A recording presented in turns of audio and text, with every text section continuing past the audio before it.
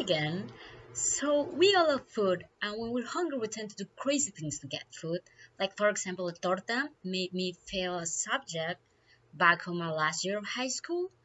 And well, the story starts with me and four of my friends on our last day or final exams.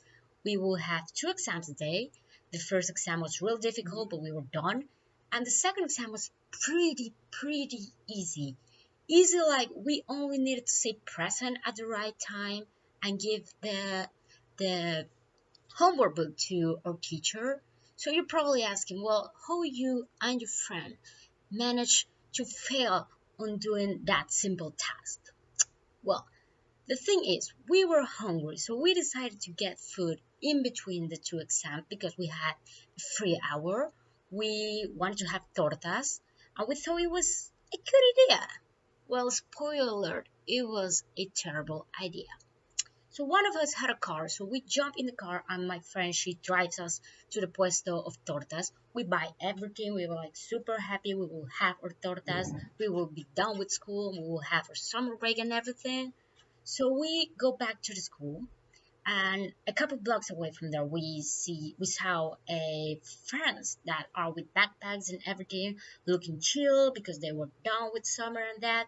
So we were like, okay. And yeah, it was in that moment where drama started.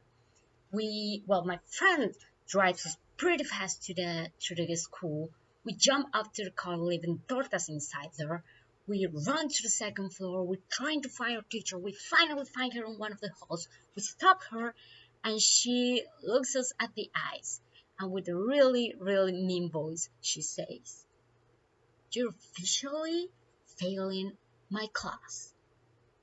Well, long story short, we were officially failing that class for only 2 hours because in that time we were trying to convince the teacher to give us a chance. One of us got involved in a really bad argument with the teacher.